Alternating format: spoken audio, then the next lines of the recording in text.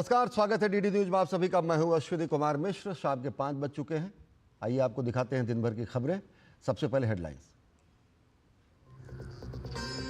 राष्ट्रीय महिला आयोग के अध्यक्ष ने ममता सरकार पर लोगों की सुरक्षा को लेकर उठाए सवाल। कहा, पीड़ितों के साथ हम हैं खड़े। भाजपा नेता सुकांत मजूमदार ने कहा, पश्चिम बंगाल के मुर्शिदाबाद में नहीं सुधर रहे हैं हालात।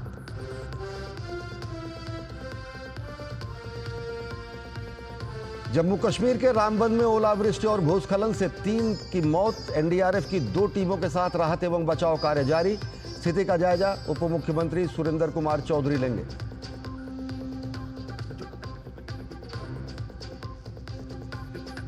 भाजपा ने हिमाचल सरकार पर साधा निशाना। कहा, प्रदेश में एनडीए के शासनकाल में ही हुआ विकास। जेपी नड्डा ने कहा, वर्तमान में हिमाचल में चल रही है कांग्रेस सरकार मिसमैनेजमेंट वाली, नॉन परफॉर्मिंग गवर्नमेंट।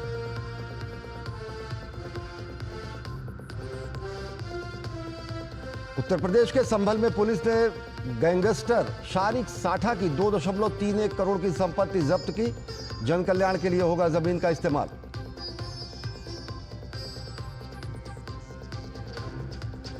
और दुनिया भर में धूमधाम से मनाया जा रहा है ईस्टर। प्रभु यीशु के उपदेशों को किया जा रहा है याद।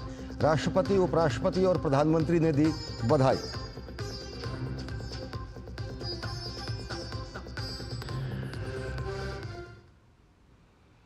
और अब देखते हैं खबरों को विस्तार से। राष्ट्रीय महिला आयोग की अध्यक्ष विजया रहाटकर ने मुर्शिदाबाद का दौरा किया और मुर्शिदाबाद हिंसा को दिल झकझोर देने वाली घटना बताया है।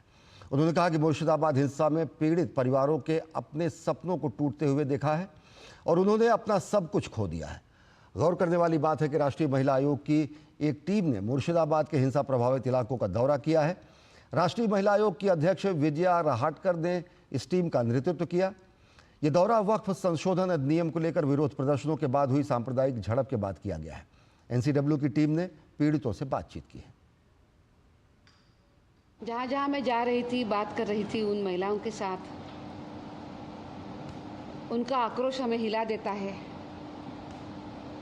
उनका बार बार एक ही कहना था कि हमारा क्या कसूर है। अपने ही प्रदेश में, अपने ही गांव में निर्वासित होना, अपना ही गांव, अपना घर जो खुद का है, जिसने कमाया है, अपना मेहनत के साथ बनाया है, बहुत सपने लेकर, उस घर को, अपने सपनों को बर्बाद होते हुए उन्होंने देखा है। उनका सब कुछ खत्म हो गया है और इन चीज़ को लेके हुए वो इतना ही पूछ रही है कि हमारा क्या कसूर है कि अपने ही जगहों में, अपने ही गाँव में हम निर्वासित हो गए। राष्ट्रीय महिला आयोग की अध्यक्ष विजया रहाटकर मुर्शिदाबाद हिंसा के लिए मुख्यमंत्री ममता बनर्जी को उन्होंने जमकर घेरा। उन्होंने कहा कि मुर्शिदाबाद हिंसा को लेकर राजनीति नहीं होनी चाहिए। विजया रहाटकर ने ममता सरकार से सवाल करते हुए कहा कि आखिर राज्य सरकार ने पीड़ितों के और उनके परिवारों के सम्मान और सुरक्षा के लिए अब तक क्या कदम उठाए। इस विषय की कोई राजनीति नहीं होनी चाहिए। क्या इस विषय को तकलीफ जो हुई है उन महिलाओं के साथ सरकार कितनी खड़ी रही है? कितने लोग उनको मिलने के लिए गए हैं? उनके सुरक्षा के लिए और उनके सम्मान के लिए क्या कदम उठाए गए हैं? आज वो लोग बाहर रह रहे हैं। वो लोग कब तक बाहर रहेंगे डर के मारे? उनको एक डर के बिना अच्छा माहौल उनको कब मिलेगा? इस विषय पे सभी ने बात करनी चाहिए। ये संपूर्णतः जिम्मेदारी जो है महिलाओं को सुरक्षा देने की, ये पश्चिम बंगाल सरकार की है। सरकार उसको नॉर्मलाइज करने के लिए, वहाँ का डर का माहौल खत्म करने के लिए हर संभव प्रयास करे।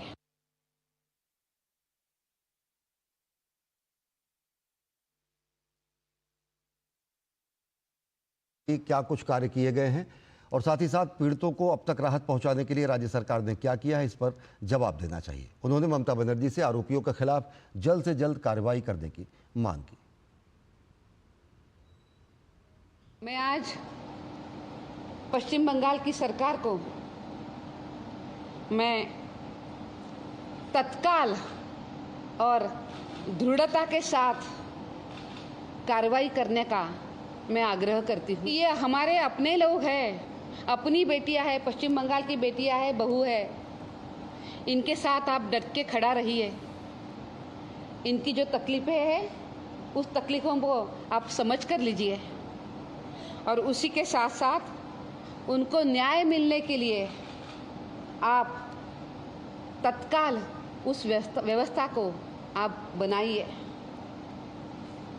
उनका ध्यान रखना, उनको आधार देना, उनका मनोधैर्य बढ़ाना और जो उनका नुकसान हुआ है इस नुकसान को त्वरित उसको भरने के लिए काम करना ये आपका काम ही बनता है। पश्चिम बंगाल भाजपा प्रदेश अध्यक्ष सुकांत मजूमदार ने ममता बनर्जी सरकार पर बीजेपी कार्यकर्ताओं पर हमले कराने का आरोप लगाया है। उन्होंने कहा कि तृणमूल कांग्रेस और ममता बनर्जी केवल आरोप प्रत्यारोप की राजनीति में लगी हुई हैं और पश्चिम बंगाल पुलिस मूक दर्शक बनी हुई है और उसी की भाषा बोल रही है। Is blaming RSS. Mamata Banerjee is blaming BJP. This person, I think his name is Safikul or something like that. I have forgotten the name. Whether he was a member of BJP or whether he was a member of RSS. So that person is organized. That person is responsible for organizing the riot according to the version of police. So first of all, let Mamata Banerjee clear the whole citizen of Bengal whether Mamata Banerjee is giving the false statement or her police working under her leadership is giving the false statement. Who is false? केंद्रीय मंत्री और पश्चिम बंगाल भाजपा अध्यक्ष सुकांत मजूमदार ने पश्चिम बंगाल की मौजूदा स्थिति पर ममता सरकार पर हमला बोला। उन्होंने कहा कि बांग्लादेश की स्थिति सभी जानते हैं, लेकिन ममता बनर्जी ने मुर्शिदाबाद को बांग्लादेश बना दिया है। सुकांत मजूमदार ने कहा कि मौजूदा पश्चिम बंगाल सरकार में लगातार हिंदुओं का खून बहाया जा रहा। की स्थिति तो अब सबको पता है, वो तो अलग देश है। ममता बनर्जी तो बांग्लादेश को अभी एक्सपोर्ट करके मुर्शिदाबाद में लिया है ना, तो हिंदुओं का खून पश्चिम बंगाल में ही हो रहा है। अब आप बांग्लादेश की तरफ देखने की जरूरत नहीं पड़ेगी। बांग्लादेश वर्शन लाइट ममता बनर्जी ने पश्चिम बंगाल में बना दिया है ऑलरेडी। मुर्शिदाबाद में हिंसा को लेकर पश्चिम बंगाल सरकार लगातार घेरे में है। भाजपा लगातार ममता सरकार के खिलाफ अपना विरोध दर्ज करा रही है। भाजपा सांसद प्रवीण खंडेलवाल ने कहा कि ममता बनर्जी सिर्फ एक वर्ग की राजनीति करना जानती हैं और पश्चिम बंगाल में हिंदू समुदाय असुरक्षा के माहौल में है। ममता बनर्जी की ठीक नाक के नीचे जिस प्रकार से मुर्शिदाबाद में जो कुछ हुआ वो बहुत अफसोसजनक है और उसके बाद ममता बनर्जी की चुप्पी कहीं ना कहीं इस बात को साफ तौर पर दिखाती है कि ममता बनर्जी केवल एक वर्ग की राजनीति करना चाहती हैं। आज लोगों में डर है। महामहिम राज्यपाल भी वहाँ पर गए, उन्होंने भी हालात का जायज़ा लिया है और वहाँ पर हिंदू वर्ग को बड़ी असुरक्षा है। प्रश्न उठता है कि बंगाल में जो हिंदू रह रहे हैं उनकी सुरक्षा कौन करेगा? क्या ममता बनर्जी इसका वचन बंगाल के लोगों को देंगी? नए वक्फ कानून के लाभों को समझाने के लिए भारतीय जनता पार्टी आज से देशव्यापी जन जागरूकता अभियान चला रही है। यह अभियान 5 मई तक चलेगा। अभियान का उद्देश्य अफवाहों को दूर कर ये बताना है कि वक्फ अधिनियम मुस्लिम समुदाय के लिए किस तरह फायदेमंद है। विपक्ष लगातार वक्फ संशोधन अधिनियम के बारे में अफवाहें फैला रहा है। ऐसे में भाजपा बड़े पैमाने पर जन जागरूकता अभियान चलाकर इन अफवाहों को खत्म करने का प्रयास कर रही है। पार्टी का फोकस खासतौर से गरीब मुसलमानों और महिलाओं पर रहेगा। इसे वक्फ सुधार जन जागरण अभियान का नाम दिया गया है। पार्टी ने इसे लेकर देश में जनसंपर्क, संवाद और अन्य कार्यक्रमों की पूरी श्रृंखला तैयार की है। इसके अलावा भाजपा वक्फ संशोधन के लाभों को घर घर तक पहुंचाएगी। वक्फ संशोधन कानून के प्रभावी होने के बाद से ही देश भर में जगह जगह विरोध प्रदर्शन हो रहे हैं। नए कानून को लेकर पश्चिम बंगाल में जमकर हिंसा हुई। इंदौर में वक्फ बोर्ड संशोधन कानून के समर्थन को लेकर एक भव्य आयोजन किया गया। मुस्लिम समाज की ओर से आयोजित यह कार्यक्रम हुआ और इसमें सैकड़ों मुस्लिम परिवारों ने इस विधेयक का स्वागत किया। कार्यक्रम में बड़ी संख्या में मुस्लिम महिलाएं भी शामिल हुईं और सभी ने एक दूसरे को मिठाई खिलाकर खुशी जाहिर की। कार्यक्रम में इंदौर से लोकसभा सांसद शंकर लालवानी मुख्य अतिथि के रूप में शामिल हुए। उन्होंने वक्फ को लेकर जानकारी साझा की। उन्होंने बताया कि वक्फ संपत्तियों की जानकारी ऑनलाइन उपलब्ध होगी, जिससे पारदर्शिता बढ़ेगी। साथ ही साथ निगरानी शुल्क 7% से घटाकर 5% कर दिया गया है। वहीं अब वक्फ बोर्ड की बैठक हर महीने अनिवार्य रूप से होगी और इसमें स्थानीय निकायों के प्रतिनिधि भी शामिल होंगे, जिससे समस्याओं के समाधान में आसानी होगी। ये पहला कार्यक्रम यूसुफ भाई के नेतृत्व में यहाँ पर हो रहा है और हम देख रहे हैं कि किस प्रकार बहनें ज्यादा संख्या में आई है और उन्होंने मोदी जी का शुक्रिया अदा किया है कि वक्त बिल के आने के बाद जो संपत्ति है वो समाज के खास करके अल्पसंख्यक बहनों भाइयों के उत्थान के लिए रही है। एक पारदर्शिता के साथ काम होगा, तो ये एक बहुत ऐतिहासिक जो फैसला मोदी जी के नेतृत्व में हुआ है, इसको लेके हमारे अल्पसंख्यक भाई बहनों को उत्साह है। केरल के भाजपा अध्यक्ष राजीव चंद्रशेखर ने विपक्षी दलों पर निशाना साधते हुए कहा कि कुछ दलों ने वक्फ कानून को लेकर काफी दुष्प्रचार किया है और वे इसे रोकने के लिए प्रयास कर रहे हैं। I think, unfortunately, some parties have created a misinformation and propaganda around the bill, and they have also gone to the Supreme Court to try and block the bill. Everybody in the country, and including in people in Munammam, know who has really worked hard to solve their problems, who has brought the legislation, and who, in turn, for the last 35 years, has done nothing for their problems. Jammu Kashmir के रामबन क्षेत्र में भारी बारिश और ओलावृष्टि से 3 लोगों की जान चली गई है। इलाके में रात भर भारी ओलावृष्टि के बाद चंदरकोट गांव में आज सुबह भी भारी बारिश और ओलावृष्टि हुई। कई जगहों पर भूस्खलन हुआ और तेज हवाएं चली। मौसम विभाग की चेतावनी को देखते हुए प्रशासन ने पहले से ही तैयारी कर ली थी, जिससे काफ़ी नुकसान होने से बचाया जा सका। वहीं भारी बारिश के कारण रामबन राजमार्ग बाधित हो गया है। जम्मू कश्मीर में आज भी भारी बारिश और ओलावृष्टि का ऑरेंज अलर्ट जारी किया गया है। इस बीच सीआरपीएफ के जवान उधमपुर में राजमार्ग को सुचारू रूप से चालू करने में जुटे हुए हैं। केंद्र सरकार के मंत्री जितेंद्र सिंह ने रामबन में प्रशासन की त्वरित कार्रवाई की तारीफ की है। उन्होंने एक्स पर लिखा कि वे स्थानीय प्रशासन के लगातार संपर्क में हैं। डॉक्टर जितेंद्र सिंह ने स्थानीय लोगों से धैर्य बनाए रखने का अनुरोध किया। उन्होंने कहा कि घबराएं नहीं, हम सब मिलकर इस प्राकृतिक आपदा से पार पाएंगे। इस बीच रामबन जिले में भारी बारिश से उत्पन्न प्राकृतिक विपदा के तहत जिला प्रशासन ने आम लोगों से धैर्य बनाए रखने और सतर्क रहने की सलाह दी है। किसी भी आपात स्थिति में जिला कंट्रोल रूम से 01998 295500 और 01998 266 790 पर संपर्क किया जा सकता है। ये होटल उस्मान हमने रात को लिया यहाँ पे 10 बजे लिया रात को होटल, तो आराम से हम लोग सो रहे थे। तो ये घटना हुई रात को 3 बजे। बारिश वगैरह आई, शोर शराबा हुआ। तो जैसे मैं होटल के नीचे उतरा, नीचे उतरा तो ऊपर से नीचे से पानी ऊपर की तरफ भर रहा था और नीचे वाला जो स्टाफ था वो निकल गया हुआ था और हम लोग सारे फंस गए हुए थे।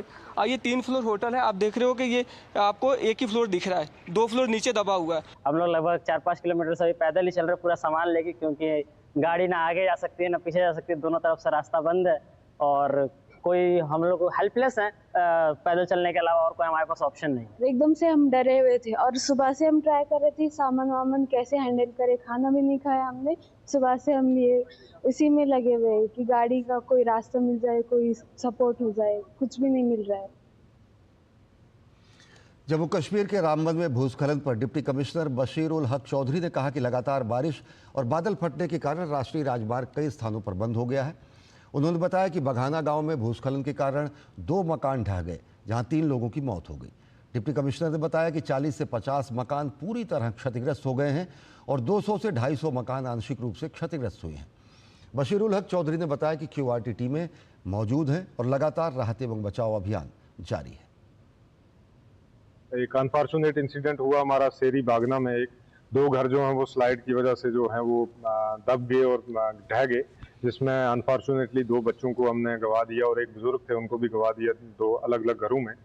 तो बाकी अगर ओवरऑल हम देखेंगे सिचुएशन में तो लगभग कोई 40 या 50 के करीब हमारे घर जो हैं वो डैमेज हुए हैं कम्प्लीटली, जिनकी इतला हमारे पास पहुंची है। सारी जगहों पे जो है वो हमारी पूरी डिस्ट्रिक्ट एडमिनिस्ट्रेशन की टीम है, जिसमें मैं हूं, हमारे SSP साहब हैं, हमारी SDRF की टीम है, नेशनल हाईवे की टीम है, NDRF की टीम जो है वो ऑन वे है। हमारी अभी प्रायोरिटी यही है कि लोगों को सेफ पैसेज दिया जाए, सेफ जगह पे लगाया जाए, सो दैट के जानी नुकसान जो है वो ना हो। जम्मू कश्मीर के रामबन जिले में भारी बारिश और ओलावृष्टि पर उप मुख्यमंत्री सुरेंद्र कुमार चौधरी ने कहा कि घटना बेहद दुर्भाग्यपूर्ण है। उन्होंने कहा कि हम सड़क मार्ग से घटनास्थल की तरफ जा रहे हैं, क्योंकि मौसम अनुकूल न होने की वजह से हेलीकॉप्टर से नहीं जाया जा सकता। उप मुख्यमंत्री ने कहा कि हम वहां जाकर स्थिति का आकलन करेंगे। रामबन क्षेत्र में भारी बारिश और ओलावृष्टि से कई घर क्षतिग्रस्त हो गए हैं और राष्ट्रीय राजमार्ग बाधित हुआ है। ये बदकिस्मती है, लेकिन क्लाउड ब्रस्ट है और मैं और सजाद शाहीन साहब जो ऑनरेबल एमएलए हैं बनाल के, वो भी मेरे साथ, हम दोनों जा रहे हैं। और एक टीम कश्मीर से, क्योंकि चॉपर उड़ नहीं सकता, यहाँ मौसम खराब है, अभी भी हम बाई रोड ही नहीं कर रहे हैं। काफी नुकसान है, नेशनल हाईवे को काफी नुकसान हुआ है, ब्रिजेज को नुकसान हुआ है, घर भी गिरे हैं, बकरवाल फैमिलीज हैं, उनकी बकरियां मर के, भेड़ू मर के, वहाँ 2 डेथें भी हो गई हैं। तो लिहाजा ये दुख की घड़ी है। तो इसमें आप मैं यही कहूंगा कि मैं अब रामबन निकल रहा हूँ और उसके बाद आके हम कुछ वहाँ की जब सिचुएशन अपनी आंखों से देख के आएंगे। लोगों की इस दुख की घड़ी में हम लोगों के साथ हैं, रामबन बनाल के खिता चिनाब वैली के अंदर, और जहां जहां भी हुआ, जब बाकी जम्मू कश्मीर में जहां जहां भी नुकसान हुआ है, सरकार उनके साथ है। जम्मू कश्मीर के रामबन में भारी बारिश और भूस्खलन के कारण राष्ट्रीय राजमार्ग NH-44 बाधित हो गया है। SSP ट्रैफिक राजा आदिल हमीद ने बताया कि NDRF की 2 टीमें रवाना हो चुकी हैं। बारिश और भूस्खलन के कारण सड़कें क्षतिग्रस्त हैं, इसलिए इस मार्ग पर यात्रा न किया जाए। कि पूरी रात जो है रामबन और उसके एडजॉइनिंग एरियाज़ में बहुत रेनफॉल हुआ है, थंडरिंग हुई है, तो जिससे नेशनल हाईवे 44 बहुत सी जगह पे जो है टूट गया है, बहुत सी जगह पे लैंडस्लाइड्स आई हैं, जिससे इमीडिएट फ्यूचर में जो रोड जो है अभी ट्रैफिक चलना बहुत मुश्किल लगता है, अभी अपना ट्रैवल अंडरटेक ना करें। और खबरें अभी और भी, लेकिन वक्त एक छोटे से ब्रेक का। देखते रहिए DD news.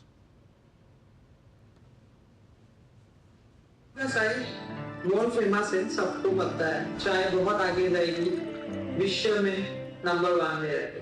200 glorious years of Islamti. The saga will continue for many more centuries to come.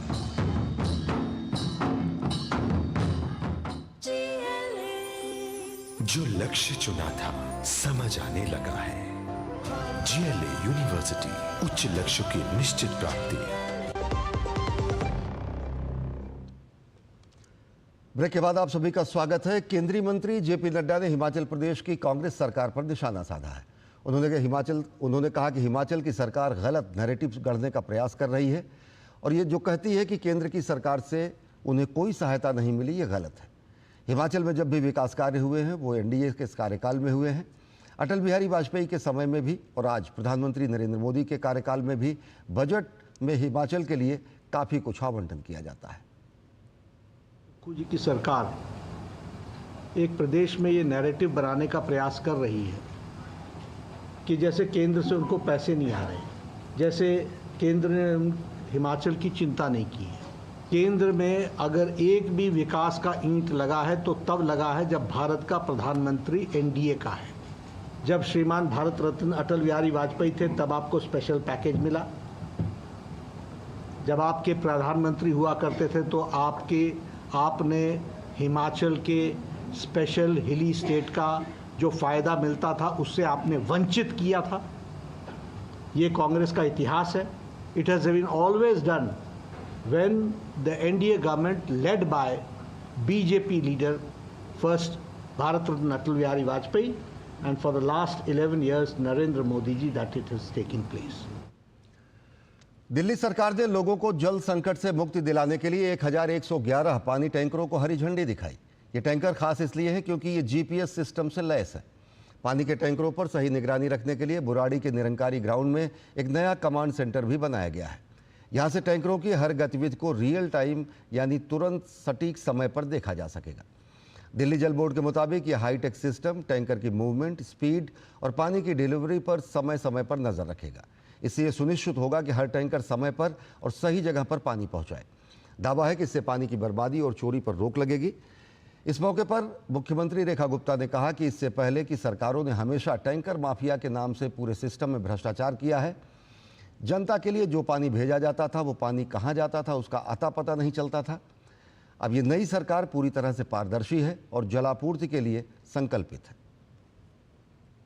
इससे पहले की सरकारों में हमेशा टैंकर माफिया नाम से कितना बड़ा पूरे सिस्टम में लीकेज होता था, भ्रष्टाचार के अड्डे खुले हुए थे। पानी जो कि जनता की सुविधा के लिए भेजा जाता था परंतु वो कहाँ जाता था इसकी कोई गिनती होती नहीं थी। अब ये सरकार, नरेंद्र मोदी जी के नेतृत्व वाली दिल्ली की नई सरकार पूरी तरीके से पारदर्शी और सुगम जल आपूर्ति के लिए संकल्पित है। दिल्ली के जल मंत्री प्रवेश वर्मा ने तिमारपुर ऑक्सीकरण प्लांट में 85 करोड़ रुपए के कथित भ्रष्टाचार का आरोप लगाया है। आम आदमी पार्टी पर निशाना साधते हुए उन्होंने कहा कि सीवर के पानी को शोधित करने के लिए लगाया गया यह प्लांट अभी तक शुरू नहीं हुआ है। पुरानी शोधन प्रणाली के इस्तेमाल से स्थिति और खराब हुई है। प्रवेश वर्मा ने प्लांट का दौरा कर हालात का जायजा लिया और खर्च की गई राशि की जांच के निर्देश दिए। बाबा आदम के ज़माने में जैसे सीवेज को ट्रीट करते थे वैसे ये उसी तर्ज पे ये प्लांट बनाया था। 85 करोड़ रुपए इस पे खर्च कर चुके हैं। अभी आपको मैं दिखा रहा हूँ इसकी लैंडस्केपिंग में, फिर आपको दिखाई दे रहा है घास वास जो लगी है इतने खराब तरीके से लगी है। इसमें 85 करोड़ रुपया ये आपदा सरकार ने खर्च कर दिया। उसके बाद में भी अभी तक इसका कोई यूज़ नहीं हुआ, अभी ये स्टार्ट नहीं हुआ, कमीशन नहीं हुआ। फिर 85 करोड़ की तो जांच कराएंगे ही, और ये ज़मीन को कैसे यूज़ कर पाएंगे, इतनी प्राइम हमारी लैंड है, इसको कैसे यूज़ करेंगे, इससे कैसे फ़ायदा होगा लोगों को, हम इसके ऊपर में भी कदम उठाएंगे।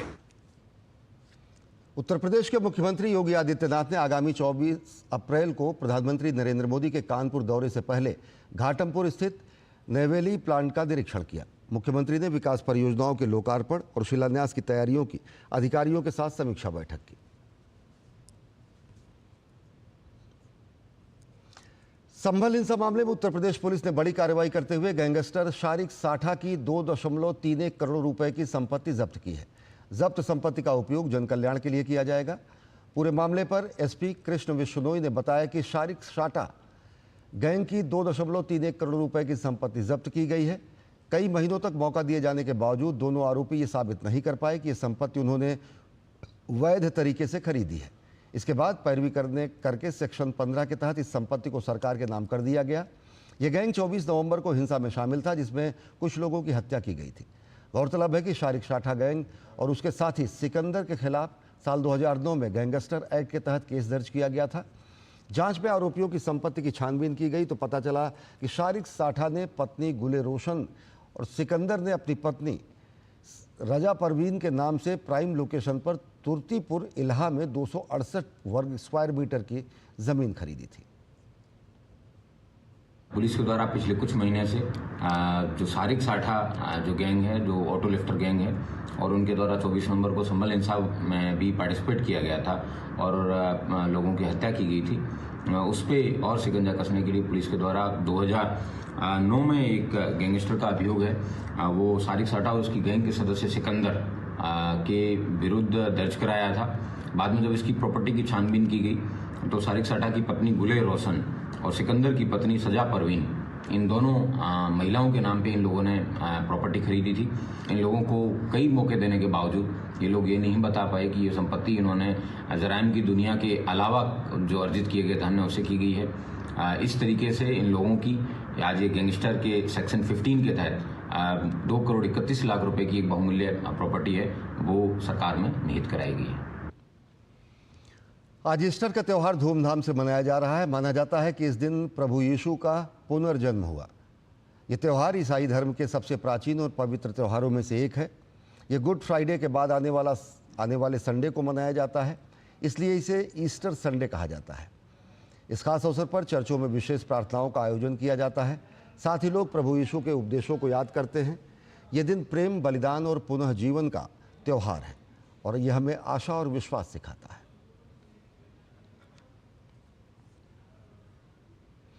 राष्ट्रपति द्रौपदी मुर्मू ने ईस्टर के अवसर पर देशवासियों को शुभकामनाएं दी हैं।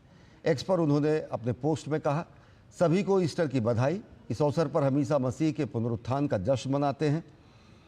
ये त्यौहार नई उम्मीद और नई शुरुआत की भावना को प्रेरित करता है। ईसा मसीह की शिक्षाएं मानवता को प्रेम और त्याग के मार्ग पर चलने के लिए प्रेरित करती हैं। आशा और आनंद का ये त्यौहार सभी के लिए शांति और समृद्धि लाए। प्रधानमंत्री नरेंद्र मोदी ने सोशल मीडिया प्लेटफॉर्म एक्स पर ईस्टर की बधाई दी। उन्होंने लिखा, सभी को ईस्टर की हार्दिक शुभकामनाएं। ये ईस्टर इसलिए खास है क्योंकि दुनिया भर में जयंती वर्ष को बड़े उत्साह के साथ मनाया जा रहा है। ये पवित्र अवसर हर व्यक्ति में आशा, नवीनीकरण, करुणा की भावना को जगाएगा। उन चारों ओर खुशियां और सद्भावना हो।